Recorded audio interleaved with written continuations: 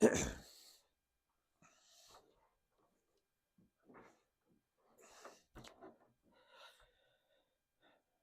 Michael with XForcePC. Been doing a lot of testing with X-Plane 12 since a whole lot of chips have come out from Intel and AMD, and then the AMD 3D V-Cache chips, and also all the new graphics cards that have come out as well. And I've come up with what I believe to be the best combination of CPU and GPU, and that's what we're going to base a particular system on. I'll probably put the link in the video description here, but that is the AMD 7800 X3D processor and the RTX 4070 graphics card. I believe those to be the best combination for a reasonably priced system to give you amazing performance. Now you can spend more on the graphics side and get a little bit more performance, but definitely it's extremely diminishing returns, and it would depend on your particular scenario as to whether or not you'd even benefit. But let's validate my opinion, and this is all my opinion. But I do have some numbers to back it up. So let's look at, I did some benchmarking. I used the RTX 4090, and I know I'm not recommending that card, but I used that because that's the fastest card, and I wanted to eliminate all possible bottlenecks for graphics because we want to compare CPUs.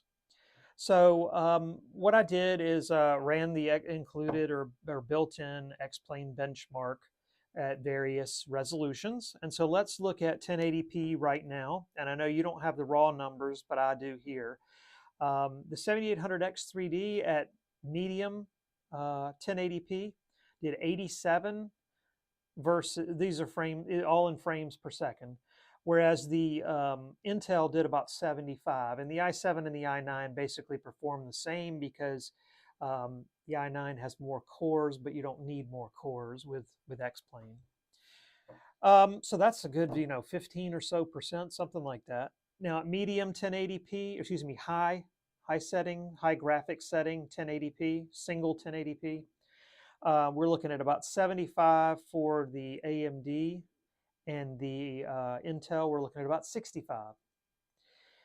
Now let's move over to 4K.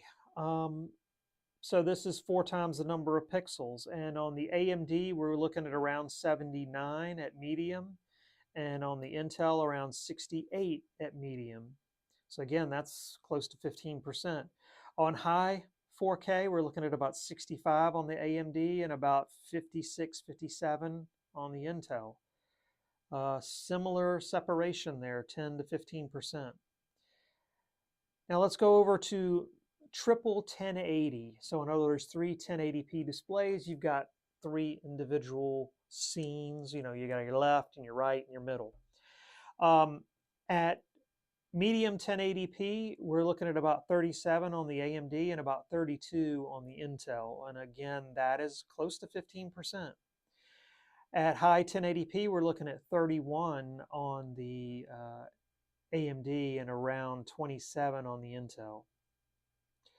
And you might say, why is that? I have a separate video on that, but currently the way X-Plane works is when you add additional screens, you make what has to be done each frame longer because it all has to run through the same thread essentially. And so every time you add another screen, you lop a third of your frame rate off essentially, close to that. So let's look now at 4K is what we're up to now.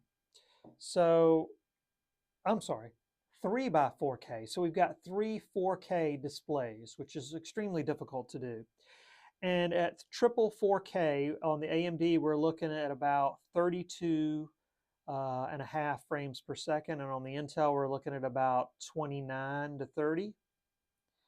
And at high 4K settings, we're looking at about 27 on the AMD, and we're looking at about 24-ish on the Intel. Of course, you're looking at graphs. I'm looking at the actual raw numbers behind those graphs. You might say, well, so the AMD won in every single test. You might say, how does it do that? It has a whole lot of L3 cache on the chip itself.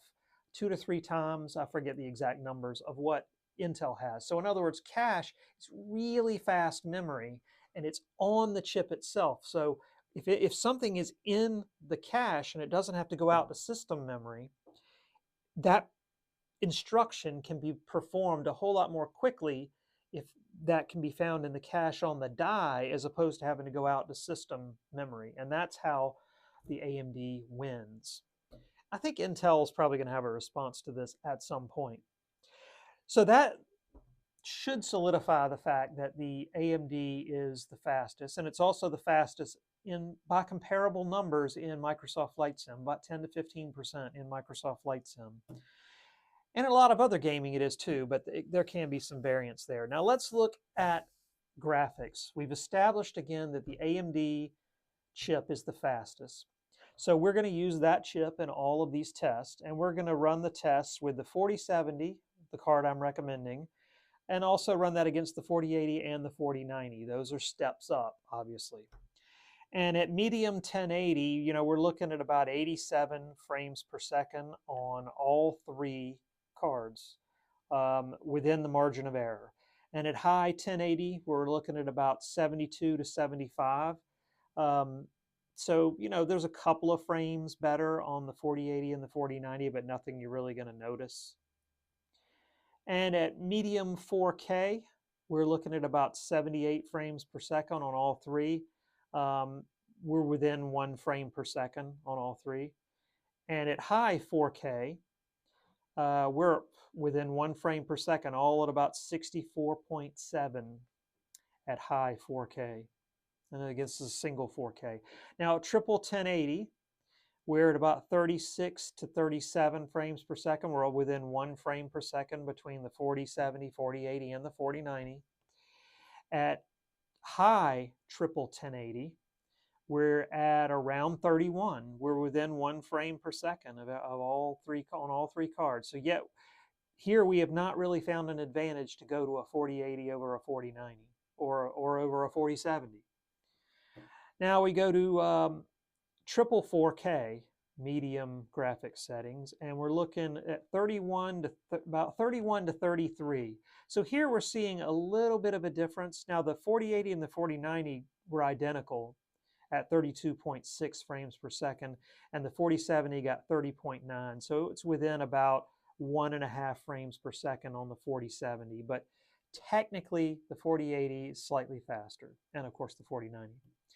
Now at high settings, triple 4K, we're at about 25.5 on the 4070, and if you go to the 4080 or 4090, you get about 1 more frame per second at 26.9.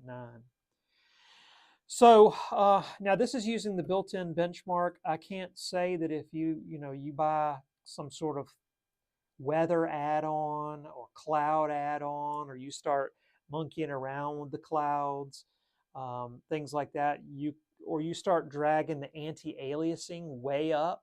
If you drag that anti-aliasing all the way to the right, then you will start to see some variance between these cards. But in general, the 4070 holds its own between the 4080 and the 4090, and only if you really get into mega anti-aliasing or probably some sort of third-party add-on would you really need a 4080 or 4090 at this moment in time.